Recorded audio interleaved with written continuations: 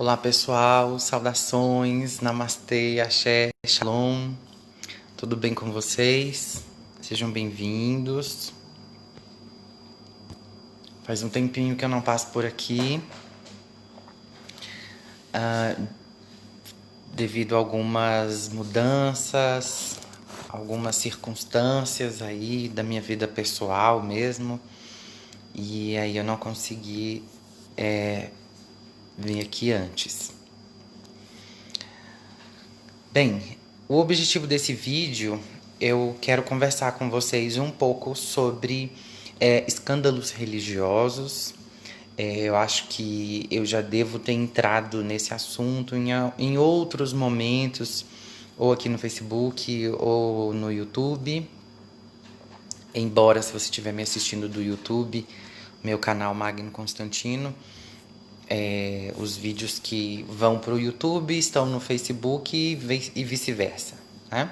Então, seja qual a plataforma você estiver me assistindo, o que vale é a sua presença, a sua participação e a sua audiência principalmente.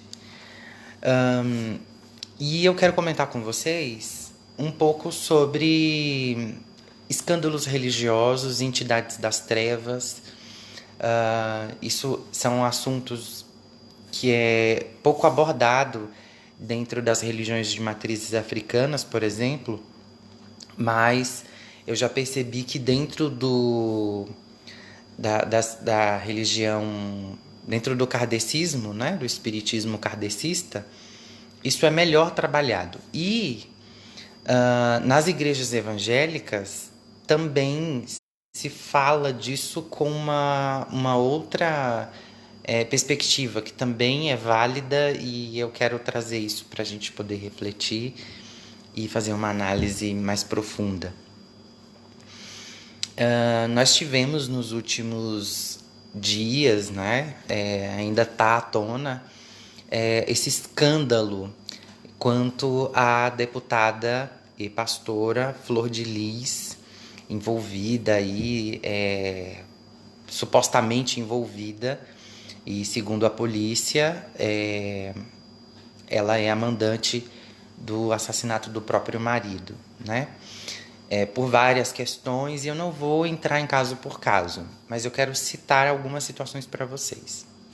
Aí nós tivemos aí o padre envolvido em desvio de dinheiro, nós tivemos para isso também pastores envolvidos em tráfico de drogas no Rio de Janeiro. Nós tivemos o caso João de Deus, muito próximo aqui de mim, inclusive, que eu estou na divisa entre Brasília e Goiás, em Abadiânia, né? O caso do João de Deus. E nós tivemos o caso do Prembaba. Então, compreendam, diversas vertentes religiosas diferentes, de segmentos diferentes, de ideias diferentes, cada qual dentro de uma moral específica, dentro de um código de ética e conduta diferente um do outro, mas todas elas convergem em comum no que diz respeito ao não matar, não roubar, não mentir, não enganar e por aí vai. Todas elas convergem no sentido de nós precisamos domar os nossos demônios internos, as nossas limitações, elas precisam ser assistidas por nós. Isso não pode ser ignorado, né? E eu não vou entrar naquele debate clichê de religião é religião, caráter é caráter, blá blá blá. Eu acho muito clichê, e eu acredito que caráter independe de religião, como todo mundo concordar comigo. Mas a questão que eu quero mesmo pontuar e que eu quero trazer para a gente refletir é sobre... e diferenciar principalmente o quesito religião do quesito fé. E para eu avançar esse diálogo com vocês, a gente precisa fazer essa distinção. Então vamos lá. Religião é aquele espaço onde eu vou congregar uma fé comum com outras pessoas. Né? Isso é a religião dentro da minha concepção. E fé é a minha crença individual e interna, a minha maneira de enxergar o divino, a minha maneira de expressar o meu sentimento sagrado. Então, a fé ela tem muito mais a ver com o eu do que com a congregação em si. Então, existem muitas pessoas que têm fé e que não têm religião, né? E vamos ter o inverso também, pessoas que estão dentro de religiões, mas sequer têm fé em alguma coisa. Então agora com essa distinção fica fácil eu avançar para o que de fato eu gostaria de compartilhar com vocês. Existe um livro, que agora eu não me lembro a editora e não me lembro o autor. Na verdade, eu acho que esse livro ele não tem um autor só, ele é um compilado ou um conjunto de relatos de várias pessoas de uma determinada casa espírita. E por esse motivo, esse livro recebeu esse nome, Aconteceu na Casa Espírita. É um livro que relata o que acontece dentro dos templos kardecistas durante uma sessão, porém por trás da cortina, nos bastidores. Quais são as entidades que estão ali atuando para desenrolar aquele trabalho, aquilo que a gente não consegue perceber. Porque quando nós estamos entregues ali, nós estamos em sintonia com o sagrado, no que é positivo e etc. Mas a gente não consegue perceber as energias negativas que a espiritualidade está combatendo para que esse trabalho saia da melhor maneira possível e com êxito. E nesse livro conta que existe uma falange, um grupo de espíritos, eu creio que seja lá para baixo, né, lá para o lado do umbral, e que esse grupo de espírito, eles atuam dentro das religiões, eles são especialistas, em promover religiões, promover sacerdotes, pegar uma pessoa simples, humilde, colocar uma situação que pareça um milagre e conquistar, cativar esse indivíduo para que ele comece a professar uma fé e que ele cresça e que ele abra um templo e que ele tenha seguidores e que esses seguidores passem a confiar nele fielmente e em contrapartida começa a entrar dinheiro também. E em um dado momento, essa pessoa se torna, além de influente, poderosa financeiramente, óbvio, né? Dinheiro e poder tem tudo, estão na mesma frequência energética. E aí, depois que esses espíritos, que essa falange de espíritos trevosos, eles alcançam individual, uma meta que é deles, não é uma tabela. Quando fulano alcançar 5.000 seguidores, nós vamos fazer isso. Não. É deles isso. Uma meta traçada apenas por eles, o plano todo de realizar milagres, de realizar pequenas coisas que vão fazendo com que fortaleça a imagem desse indivíduo publicamente. E depois que eles alcançam essa meta de seguidores, o que eles fazem é começar a envolver essa pessoa em pequenos delitos, em pequenas situações imorais, né? Tanto para aquele contexto religioso, quanto para a sociedade no geral, mesmo de quem não pertence àquela doutrina específica religiosa, começa a envolver essa pessoa nesses quesitos e no intuito de marginalizar as religiões. Só que o objetivo principal O alvo não é o pastor, o padre, o líder religioso no geral. O foco são os fiéis. Esses espíritos eles trabalham especificamente para desviar as pessoas. O intuito deles não é destruir as religiões, mas destruir a fé das pessoas. Lembra no início do vídeo que eu fiz essa distinção de religião e de fé? Faz mais sentido eu destruir, eu não, né? Tô dizendo pela perspectiva desses espíritos trevosos. Faz mais sentido destruir ou atacar a fé das pessoas, aquilo que está lá dentro do âmago delas, do que a religião, porque a religião em si, ela é uma instituição. E as instituições, no geral, na história da humanidade, elas vão evoluindo, elas vão se transformando, elas vão se adaptando, elas vão... elas é como a cultura. Então, a todo momento ele está em uma evolução constante. Enquanto que a fé é aquilo que a gente tem preservado dentro de nós e ela tende a ser inabalável. Ela tende a ser fixa, ativa e inabalável.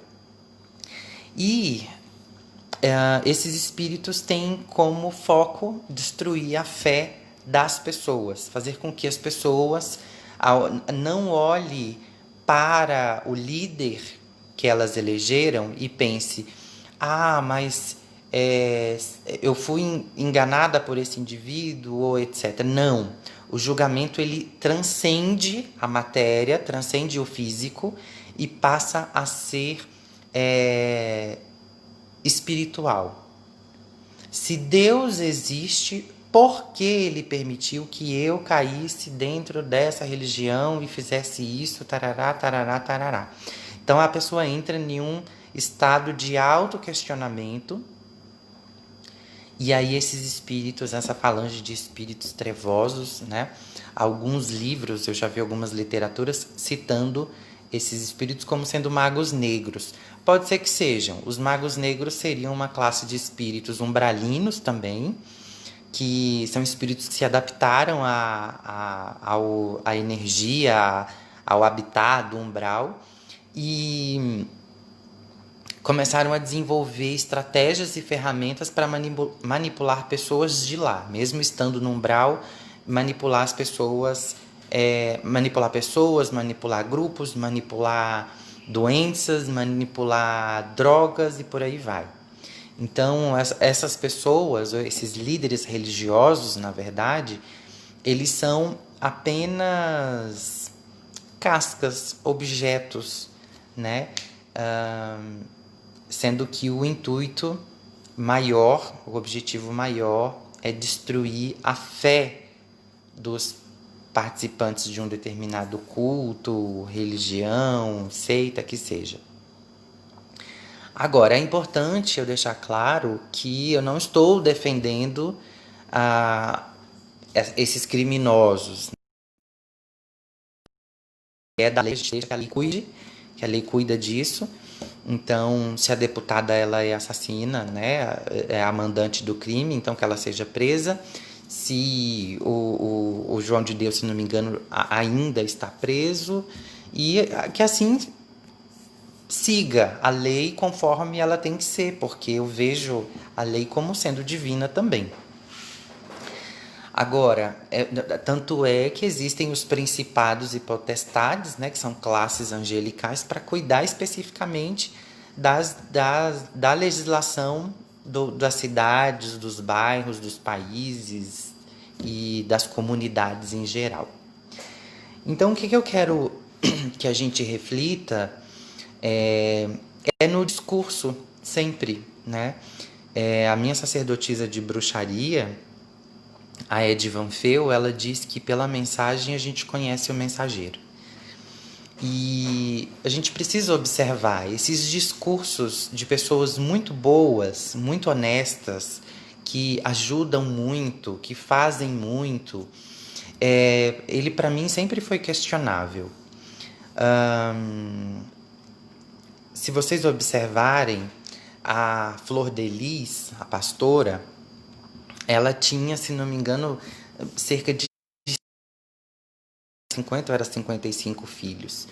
Então, adotivos. Então, é uma coisa que transcende o normal. Não que a gente não é que não, a gente, não é pra gente se limitar a nossa bondade, mas o que até então eu estou sendo bom, porque a minha fé, a minha ética, o meu caráter pede para que eu seja assim, e o que eu estou fazendo para me promover ou aparecer. Eu acredito que a grande brecha para o mal agir eu não estou dizendo para vocês que essas pessoas não têm culpa. Entendam, elas têm culpa. O que eu quero dizer é que muitas das vezes a gente dá brecha para energias negativas nos usarem. Eu sempre tentei pensar fora desse dualismo, mas o universo é dual mesmo. Não tem como pensar que, como diz o versículo bíblico, né? É impossível servir a dois senhores. Porque é impossível você. Ou você é bom ou você é ruim. Ou você é quente ou você é frio. O universo é dual. Então, não tem como você estar em defendendo dois pontos de vista totalmente diferentes. Ou você tem o seu, ou você não tem nenhum. E isso é a dualidade, né, do universo. Então, eu acredito que de vez em quando algumas pessoas se propõem a servir o mal. E quando eu cito aqui para vocês o mal, eu não estou dizendo que o mal seria o diabo, ou Lúcifer, ou Satanás, ou o caos do Egito. Não. O mal é aquilo que não é bom, é aquilo que não acrescenta, é aquilo que não progride com isso ou com a sociedade no geral.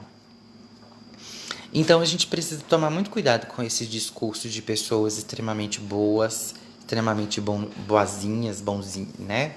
Tá sempre ali atrás da Bíblia, atrás do púlpito, atrás das guias de santo, atrás de uma roupinha branca para representar a paz, porque é exatamente esse exagero que é questionável.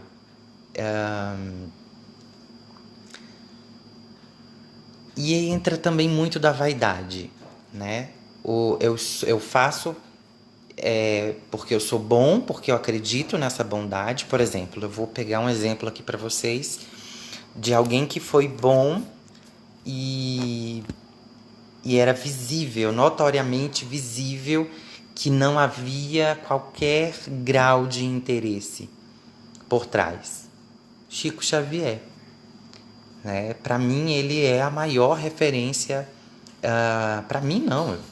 Para boa parte dos espiritualistas brasileiros. Né? Mesmo quem não é kardecista, espírita, consegue enxergar no Chico Xavier uma figura exemplar de conduta, ele é coerente. E isso é muito importante, a coerência espiritual. Aí, se você pega o caso João de Deus, por exemplo, eu não sei quem teve a oportunidade de conhecê-lo, eu tive, mas eu era muito criança, eu era muito jovem, eu não tenho lembranças disso. Mas eu estive lá, em Abadiânia. A questão, e o pouco que eu sei dele é que era muito difícil ter acesso a ele. Quando você tinha, o acesso era uma coisa muito rápida, era tudo. É como se fosse comercial, né? Pronto, tá atendido, vai em paz, tá curado. E esses cenários que abrem espaço para o marketing, para o comércio, para a autopromoção, é negativo, né? Essas pessoas enriqueceram com o sofrimento dos outros. O dinheiro é divino, sempre. Mas ou você serve à caridade ou você serve ao dinheiro. Não tem. É incoerente você pregar a humildade, a caridade e não pisar no chão com os pés, né? Então, a minha dica maior para vocês é que vocês avaliem o discurso, tá? Ninguém é 100% bom. Ninguém é 100% altruísta, ninguém é 100% otimista, o tempo inteiro otimista, o tempo inteiro bom, o tempo inteiro caridoso, não. Nós estamos nesse universo, nesse planeta, com o intuito de expurgar, de nos conhecermos, de nos testarmos, de nos colocarmos à prova constantemente. Então, é natural, é normal você assumir que de vez em quando você sente raiva, que de vez em quando você sente tristeza, que de vez em quando a barriga dói. Sabe por quê? Essa casca, criar essa imagem de que você está acima do que é natural para um ser humano viver, isso é uma autopromoção a uma divindade. É como se você estivesse se promovendo ou se colocando em uma situação de exclusão. Eu sou diferente dos demais porque eu alcancei tal nível de evolução. Gente, olha, isso para mim não cola.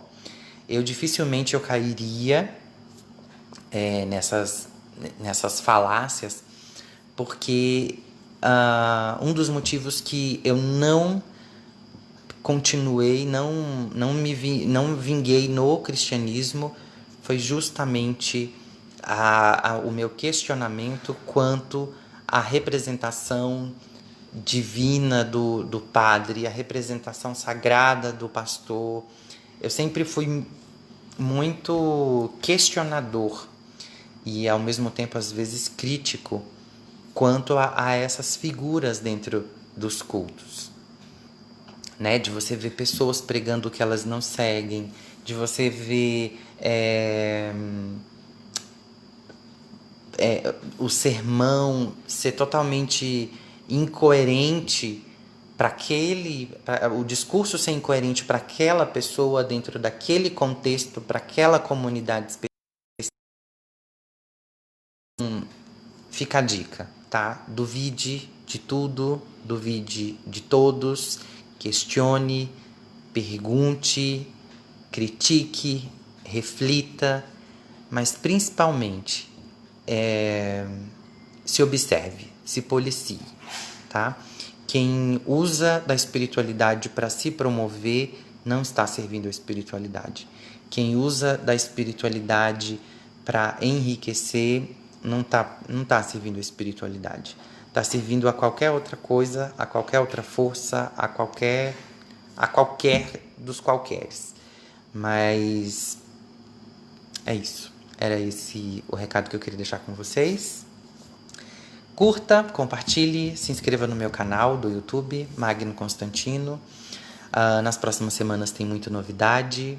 Está aberto o grupo de WhatsApp, Sala Mística, com estudos gratuitos sobre magia, espiritualidade, paganismo, bruxaria e etc. Eu vou ficando por aqui. Obrigado pela presença de vocês. Namastê, Axé, Shalom, Optcha e até a próxima. Tchau, tchau.